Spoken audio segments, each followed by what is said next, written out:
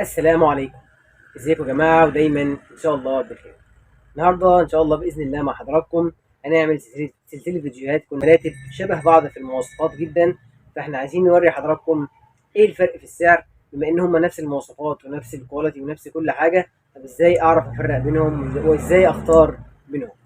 اول موديل معانا او موديلين معانا وهو موديل ميدي بيديك من شركة يانسن، ارتفاع 28 سم، سوست منفصلة وطبقة ميموري فوم.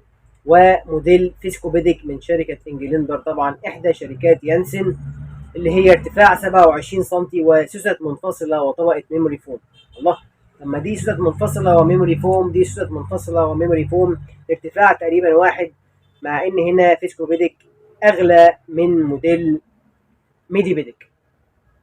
نبدا مع بعض شرح كل موديل، وهوري حضراتكم ليه في فرق في السعر وايه فرق المواصفات، وتختار طبعا كل واحده زي ما تحب. اولا هنبدا بالموديل الاقل سعرا وهو موديل ميدي بيديك من شركه يانسل. المواصفات تفصيليا: مراتب طبعا سوست منفصله، 255 سوسته في المتر المربع. طبعا في المقاسات الكبيره بتلاقي ان عدد السوست طبعا كبير عشان الدعم يبقى مميز قوي. سوست منفصله زي ما قلنا، وطبقه ميموري فوم 4 سم، كثافه 70، وطبعا كثافه عاليه طبعا.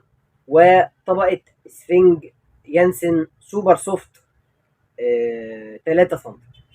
طيب كثافه كام؟ كثافه 30.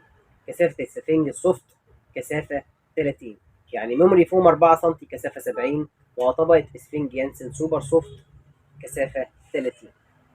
جميل جميل. طيب ننتقل الى موديل فيسكو بيديك اللي هو الاغلى.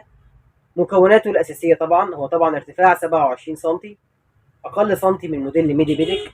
سوست منفصله ايضا 255 سوسته في المتر المربع، وطبقه ميموري فوم كثافه 70، هنا 3 سم اقل. ولكن هنا في فرق، ان اسفنج من طبقه اسفنج انجلندر كثافه 33. يبقى هنا في معادله صعبه شويه. الميموري فوم 3 سم في فيسكو بيديك، والميموري فوم 4 سم في ميدي بيديك. كثافه السفنج في انجلندر فيسكو بيديك 33، كثافه السفنج في ميدي بيديك 30. طيب في لخبطه شويه، حاسس ان في لخبطه شويه. طيب الميموري فوم الاعلى في موديل ميدي بيديك هيخلي موديل ميدي بيديك اكثر نعومه او طريه اكثر، في حين ان السنتي الاقل مع ارتفاع كثافه السفنج هنا اعلى في موديل فيسكو بيديك، هيبقى الدعم افضل. طبعا ناعمه جدا، الاثنين ناعمين جدا جدا جدا، لكن لما نقول مثلا نسبه النعومه هتقل شويه في فيسكو بيديك بنسبه مثلا 10%، لكن الدعم هيبقى افضل للظهر من موديل ميدي بيديك. طب اختار دي امتى واختار دي امتى؟ اختار موديل فيسكو بيديك لو انا عايز دعم افضل لظهري، واختار موديل ميدي بيديك لو انا عايز مرتبه اطرى شويه.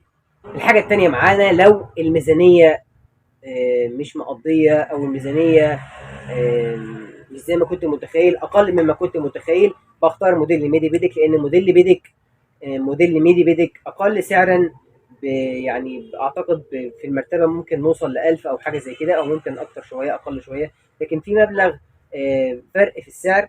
وبالتالي لو الميزانيه يعني صعبه شويه او مش زي ما حضرتك متخيل، اختار ميدي بيديك عن موديل فيسكو بيديك. لو الميزانيه مش فارقه مع حضرتك، اختار اللي يعجبك والانسب ليك. لازم دايما دايما بنعيد ونكرر انك تجرب وتبقى متاكد انت عايز ايه، ما تسمعش لحد، جرب بنفسك المرتبه قبل ما تشتريها، سواء دي او دي. حضرتك اخد مراتب عاليه جدا، مستوى رفاهيه عالي جدا، الاثنين هيقدموا تجربه مثاليه، شبه مثاليه، دعم شبه مثالي، مرتبه محترمه قوي قوي قوي. موديل ميدي بيديك من يانسن وموديل فيسكو بيديك من انجلندر. اختار اللي يعجبك، وبالتوفيق ان شاء الله. السلام عليكم. ما تنسوش تعملوا لنا لايك وفولو على صفحاتنا على اليوتيوب وعلى الفيسبوك. على اليوتيوب توكيل مراتب يانسن بدمياط، وعلى الفيسبوك توكيل مراتب يانسن دمياط.